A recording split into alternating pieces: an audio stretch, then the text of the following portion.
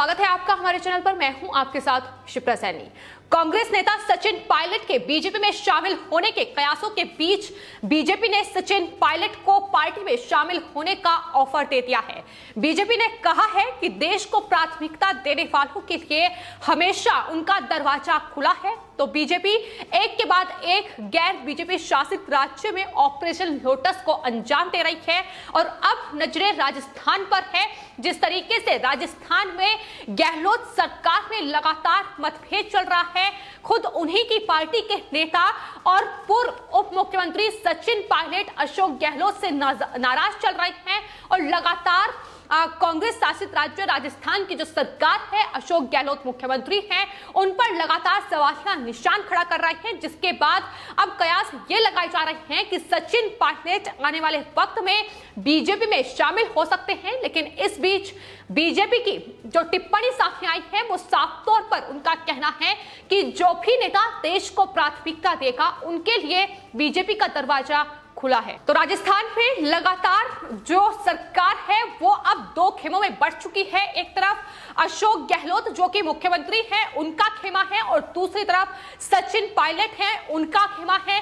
दोनों ही खेमे में अलग अलग जो विधायक हैं वो शामिल हैं और तमाम जो नेता हैं उनकी कोशिश यही है कि अपने खेमे को मजबूत बनाया जाए। लेकिन फिलहाल सचिन पायलट की नाराजगी लगातार अशोक गहलोत पर देखने को मिल रही है। उनका साफ तौर पर यह कहना है कि उनके जो विधायक हैं उन्हें मंत्रिमंडल में जगह नहीं दी जा रही है और इसको लेकर अशोक गहलोत बतौर मुख्यमंत्री कोई हल निकालते नजर नहीं आ रहे हैं। तो नाराजगी बढ़ रही है और इस नाराजगी के बीच अब जिस तरीके से लगातार बीजेपी कांग्रेस पार्टी में कहीं ना कहीं सेंध लगा चुकी है।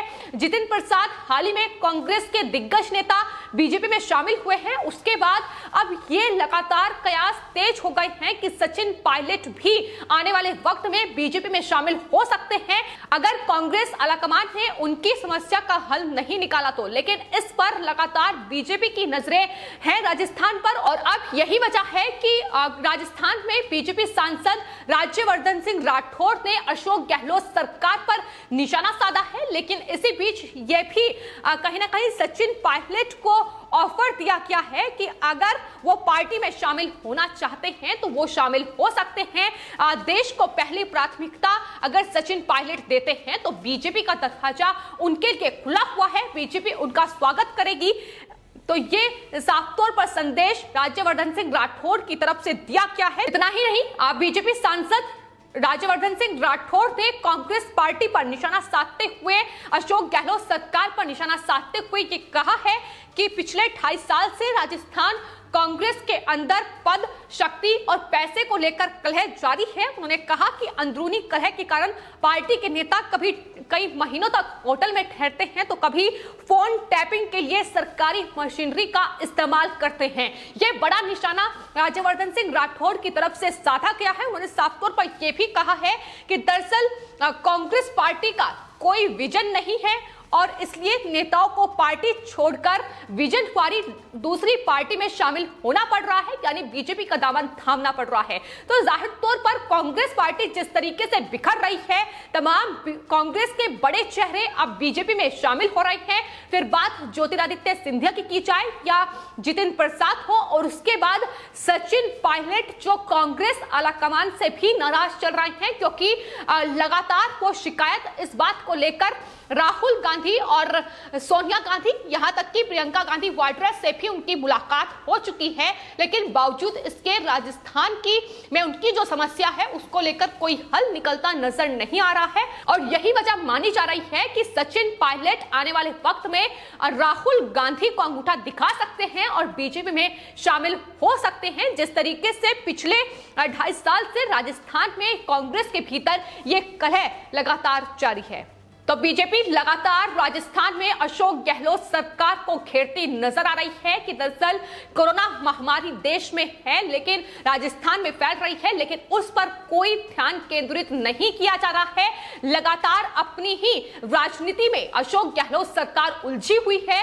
राज्यवर्धन सिंह राठौड़ ने यह भी कहा है कि ऐसे समय में जब उन्हें कोरोना प्रबंधन करना चाहिए था, उस वक्त जो इंजेक्शन है, जो वैक्सीन की डोज है, वो कचरे के डब्बे में मिल रही है, नालियों से वैक्सीन बरामद की जा रही है, वे सिर्फ सत्ता में रहने का प्रबंधन कर रहे हैं। ये उनकी तरफ से बड़ा निशाना राजस्थान के मुख्यमंत्री अशोक गहलोत पर साधा गया है।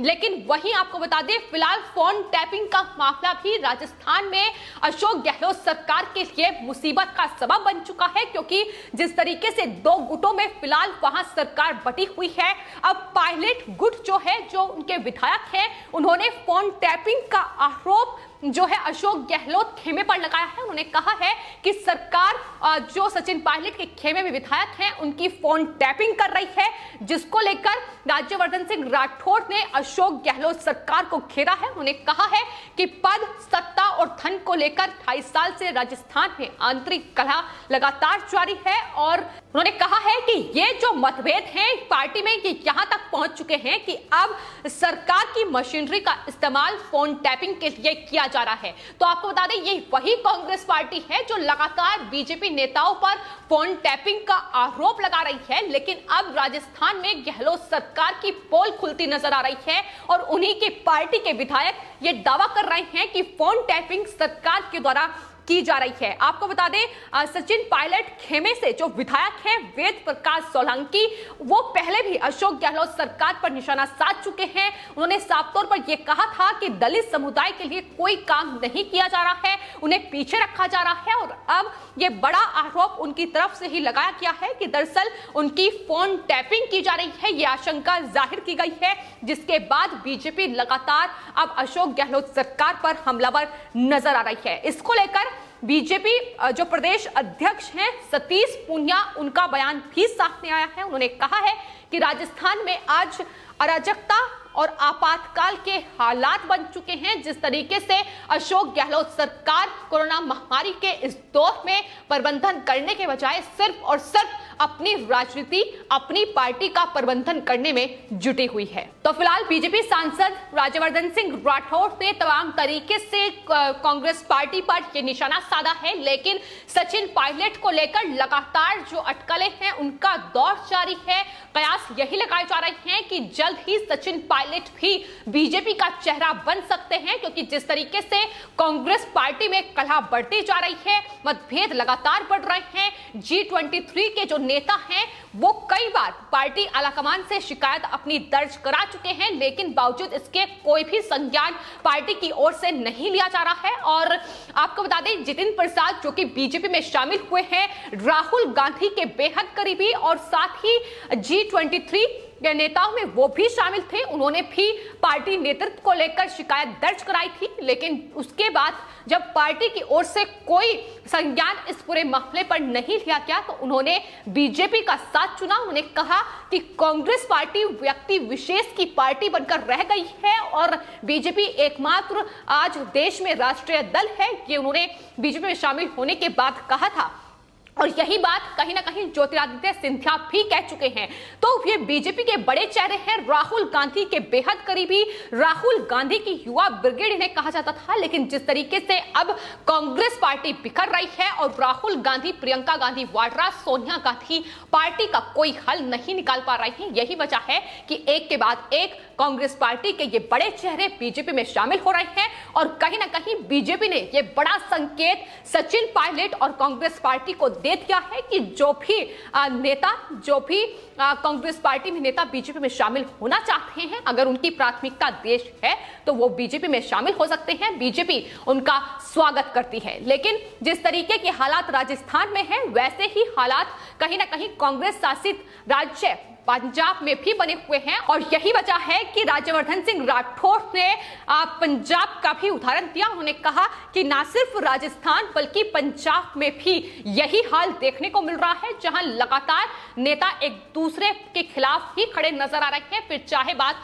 नवजोत सिंह सिद्धू की जाए या कैप्टन अमरिंदर सिंह जो कि मुख्यमंत्री हैं, उन पर लगातार निशाना नवजोत सिंह सिद्धू की ओर से साधा जा रहा है, उसका हल भी कांग्रेस पार्टी नहीं निकाल पा रही है। तो कोई विजन पार्टी का नहीं है और यही वजह है कि विजन के साथ दूसरी पार्टी में अब ये तमाम नेता शामिल हो रहे हैं। फिलहाल आपकी इस पूरे मामले पर क्या राय है, हमें कमेंट बॉक्स में जरूर लिखें और चैनल को सब्सक्राइब करें। धन्यवाद।